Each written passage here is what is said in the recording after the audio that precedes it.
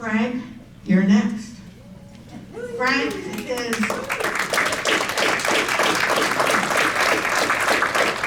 service to the community, Riverside, and other charitable events, it absolutely exceeds the imagination. Congratulations, Frank.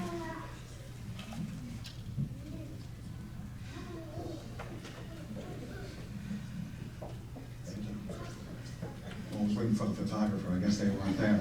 And I get to take a couple of your minutes since you didn't use them. By the way, did you have the right bio there? I'm not sure about that.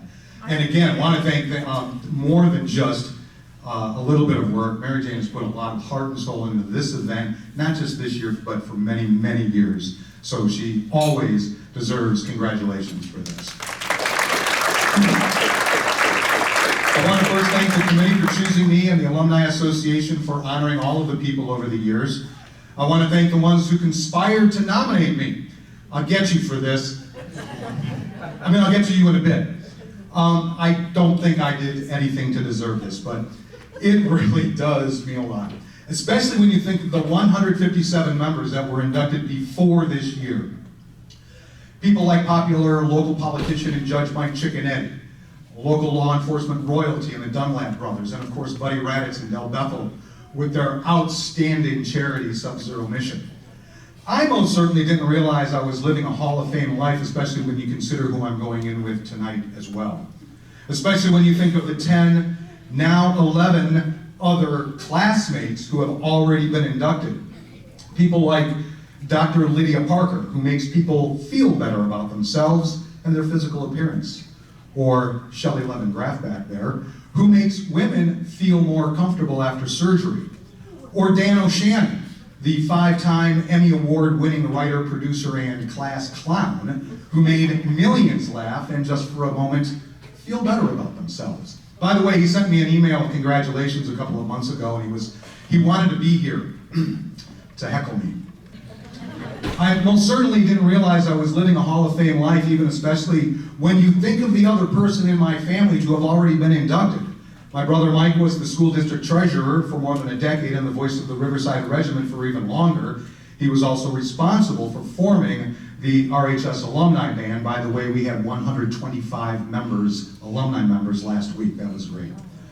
I'm now among CEOs, doctors, lawyers, county sheriffs, judges, and even airline pilots. Hell, I'm in public relations and marketing.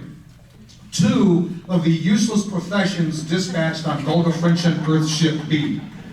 And if you get that reference, I want to know where your towel is after this event. But then Lori Sanders Sterling, a dear friend since kindergarten, had me answer some questions as she prepared the nomination, even after I told her I wasn't worthy. And I had to look deeper into it, not being about what I do or have done, but who I am, and not about one thing, but a body of work, for lack of a better term. So I got thinking about it. And that body of work included a lot of supportive people around me. Of course, starting with my parents, and lives on in their memories. In fact, would have been my dad's 89th birthday today. It was through interactions I still have with my siblings to this day. It was through my grade 1 through 6 experience at St. Mary's, and most certainly the years I spent in Pack and Troop 64, culminating in an Eagle Scout rank in 1978. But the life lessons over the 6 years at John R. Williams and the Riverside buildings were even more character building from people like Gretchen Reed over there, who piqued my interest in journalism, 2 jobs I had over my sordid radio career. Sorry I never got in a plane with you, but I understand you have influenced a lot of people to fly. Then there's Kathy Riley over here, who was known for her discipline that shaped young women into what we knew at the time as the Beaverettes. She also tended to use preemptive discipline too, as she took that to a new level. After seeing the 2 of us in action over the course of a couple of marching band seasons, she made sure that Ted Dalheim and I had seats front and center in her class when we took her in algebra. We walked in that first day and she pointed to the 2 front seats and said, "You 2, sit here so I can keep an eye on you." In 8th grade, there was Mary Porter, or Washlegger, you might have known her as either one, who noticed the knack I had for doing certain things that would look good and be entertaining on stage, but really changed my life's interest when we produced the 2 silent movies in 9th grade. I was fascinated with the process, and I still do video production to this day. Then there was Bob Capella, his daughter sitting back there, who handled all the bands with class and dignity. It was known he wasn't the biggest fan of the marching band, so he always farmed out the planning and design of the final halftime each season to a couple of seniors.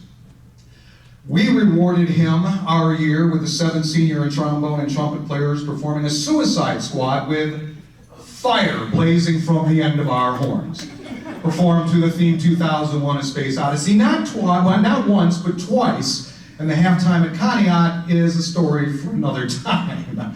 A photo of that does live on in a memory in our yearbook.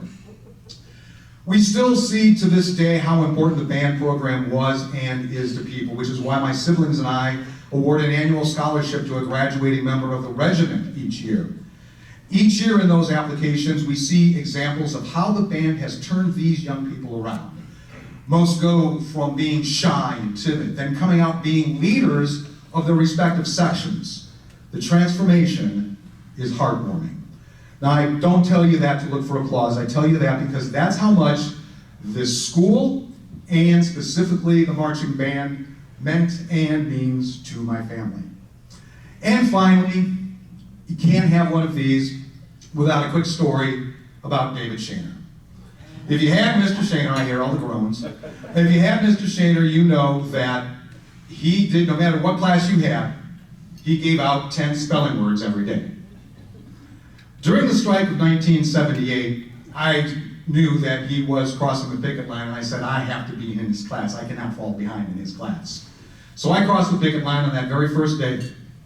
I'm sitting in class, I'm the only one there. And if you know Mr. Shaner, you know how scary that is. Late bell rings, door closes, and the first thing he says is number 1, which means he's getting ready to read the 10 spelling words for the day.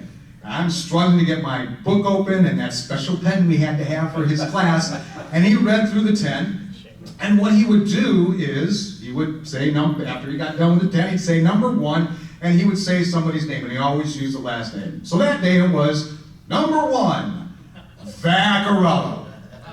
Okay, sure, so I spelled the first one. He did that 3 times before he finally looked at his shoes, shrugged, and he says, just please continue to spell the rest of the words. So when everybody came back, he started the class all over again. So I didn't miss anything. Started it from the first day of the strike. However, he would send me on errands to the office to pick up his mail. I think I was one of Shaner's unintentional teacher's pets.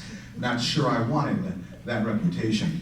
Unfortunately, that famous mini-stage classroom has now been turned into a science lab. No more Shaner's little room. I still don't know, whether you say so or not, what exactly led the committee to choose me for induction. But I do want to say thank you to the gang who conspired to nominate me, including several people sitting over there. Also my best friend, Lori from Texas, who couldn't be here this weekend. Especially people like Ellen, who made sure the call went out to make sure we had people there. And thank you very much for the car tonight. That was a nice little touch. I appreciate that. My girlfriend Karen for her support during that process, and my daughter Sophia, who still has no idea what I'm talking about. Last but not least, I'm proud to come from the class with the most representatives in the Alumni Association Hall of Fame. Class of 1980, hooty hoo!